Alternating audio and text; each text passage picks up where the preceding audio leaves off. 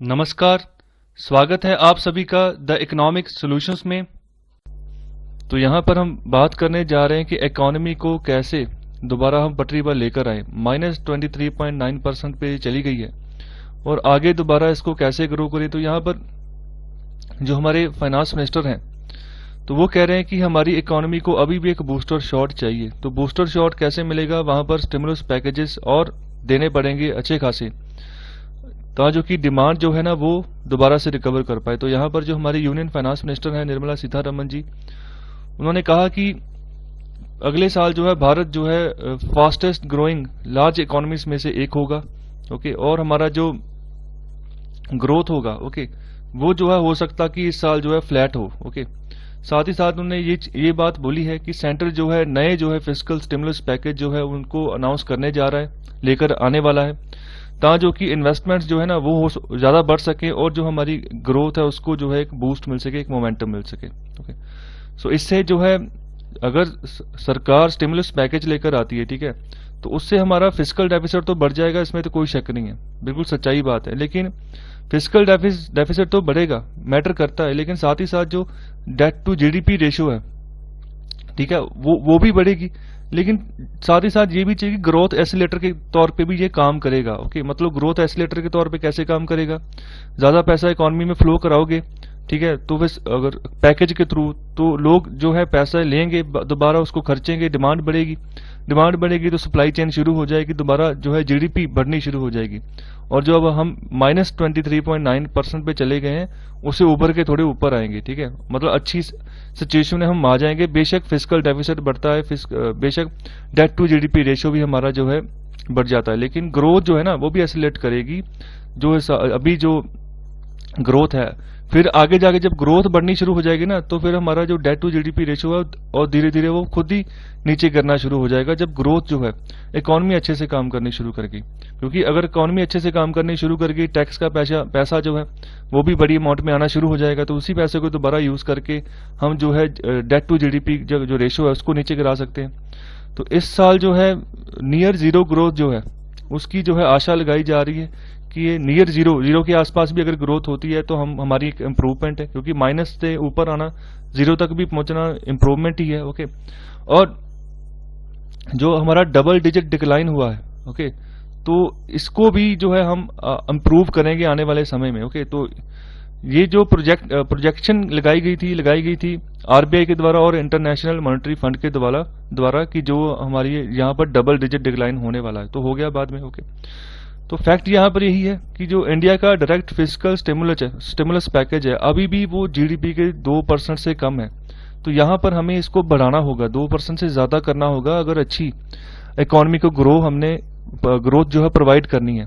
तो लार्जर एक fiscal package अभी चाहिए देश को, कि जो फंड्स हैं वो आगे इंफ्रास्ट्रक्चर इन्वेस्टमेंट्स में प्रोवाइड किए जाएं, इन्वेस्टमेंट्स बढ़े और धीरे धीरे जो है ग्रोथ जो है अपनी लाइन पे दोबारा वापस आ जाए।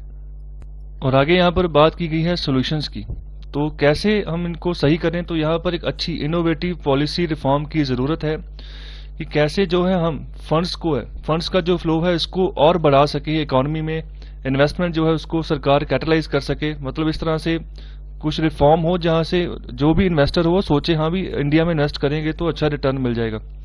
तो और भी जो बहुत सारे बड़े इंफ्रास्ट्रक्चरल प्रोजेक्ट हैं जो अभी पेंडिंग है, ओके, फंड की कमी की वजह से अभी पेंडिंग हो गए, काम धीरे हो गया है, तो उनको जो है फंड प्रोवाइड करके हमने उसका काम निपटाना है। ओके, तो स्पेशली यहाँ पर एग्जांपल के तौर पर दिल्ली मुंबई इंडस्ट्रियल कॉरिडोर की बात की गई है। ओके, काफी बड़ा प्रोजेक्ट है, काफी बड़े पैमाने पर सरकार यहाँ पर खर्चा कर रही है।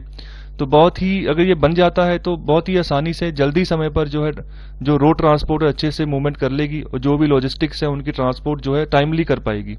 ओके, तो बहुत फायदा होगा हमारी इकोनॉमी को आने वाले समय में इससे भी। तो ऐसे ही और बहुत सारे प्रोजेक्ट्स हैं जिनको टाइमली जो है सरकार को खत्म करना चाहिए। तो कैसे खत्म होंगे, पैसे चाहिए, तो पैसे सरकार कहाँ से ले सकती है। तो यहाँ पर बात की जाएगी कि जो बॉन्ड फाइनेंस है, जैसे बॉन्ड मार्केट होती है, जैसे बॉन्ड साइन कर लेते हैं, ठीक है, तो बॉन्ड के थ्रू पैसा आ जाता है तो उसको आप यूज करो।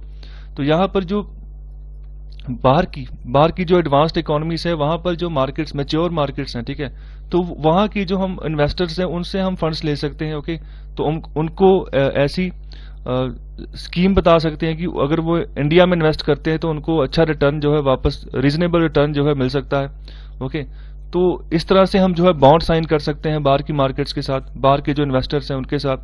तो साथ ही साथ यहाँ पर जो प्रॉब्लम है, यहाँ पर हमारे जो इंस्टीट्यूशनल जो है ना, वहाँ पर थोड़ा सा लैक है। ओके, मतलब कि जो क्रेडिट है ना, एनहांसमेंट प्रोसेसेस हैं, मतलब पैसा बढ़ाना है, पैसे का फ्लो बढ़ाना है, उसके जो प्रोसेसेस होते हैं उसमें वीकनेस है हमारे, उसको हमें सही करना है। तो उसके लिए सरकार को यहाँ पर सोचना होगा और ज़्यादा से ज़्यादा हमें ज़रूरत है कि क्रेडिट एनहांसमेंट की जाए। ओके, तो जिससे कि जो डेट इश्यूज कंपनीज है जो कर्जा देती हैं, वो भी जो अपनी बॉन्ड रेटिंग जो है उनको सही कर पाएगी with provision for bond payment guarantees.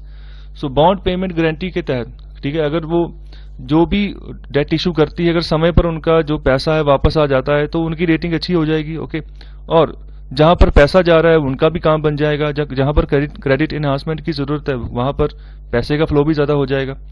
तो फाइनेंस मिनिस्टर जो है हमारे वहां ने, उन्होंने बजट में अनाउंस किया था 2019-20 के बजट में कि क्रेडिट गारंटी एनहांसमेंट कॉर्पोरेशन जो है वो बनाई जाएगी। ओके, जो कि सिस्टमेटिकली इंप्रूव करेगी capital allocation of long gestation projects. मतलब जो बड़े प्रोजेक्ट हैं वहां पर जब कैपिटल की कमी आ जाती है उसको उसमें इंप्रूवमेंट लाएगी कि कमी ना आए, ठीक है, पैसा समय तक पहुंचता जाए। तो यहाँ पर अभी इसने टेक ऑफ करना है, ठीक है, अभी चलो अनाउंसमेंट हुई है, अभी बात शुरू नहीं हुई है। ओके, तो we must see action on capital expenditure by public sector enterprises and on operationalizing the schemes already announced such as for real estate. तो सरकार ने रियल एस्टेट के एरिया में भी बहुत सारी स्कीम्स अनाउंस की है। तो यहाँ पर अभी उन स्कीम्स को अनाउंस तो हुआ है, ठीक है, लेकिन अभी वहां पर भी फंड्स की जरूरत है, तो सरकार उनको जो है आगे कैरी ऑन करे। ओके, तो जो है आने वाले समय में दोबारा हम जो है ग्रोथ जो हमारी है अच्छी हो सकती है आने वाले समय में। ओके, तो तभी जो है डिमांड बूस्ट होगी, धीरे धीरे जो है सप्लाई चेन जब दोबारा से रिवाइव होगी। ओके, तो अच्छे से दोबारा पटरी पर इकोनॉमी दौड़नी शुरू हो जाएगी। तो अगर डेट टू जीडीपी रेशो अभी के लिए फिलहाल बढ़ती है, अगर हम स्टिमुलस पैकेजेस अनाउंस करते हो, बाद में सही भी हो जाएगी, बाद में कम भी हो जाएगी, बाद में फिजिकल डेफिसिट भी जो है हम कम कर लेंगे जब अच्छे से इकोनॉमी चलनी शुरू हो जाएगी। देखो, इकोनॉमी चलेगी, जीडीपी बढ़ेगी, ठीक है, तो प्रोडक्शन होगी तो इनकम आएगी, तो जितनी प्रोडक्शन ज्यादा होगी उतनी इनकम ज्यादा बढ़ेगी, जितनी इनकम ज्यादा बढ़ेगी सरकार के पास टैक्स भी उतना ज्यादा आएगा, टैक्स जितना ज्यादा आएगा सरकार उस हिसाब से जो है मैनेज कर सकती है आने वाले समय में जो नेक्स्ट बजट्स होंगे। सो आई होप आपको ये एपिसोड अच्छा लगा है, तो कृपया लाइक, शेयर और सब्सक्राइब जरूर करें। आपका बहुत बहुत धन्यवाद लेक्चर सुनने के लिए।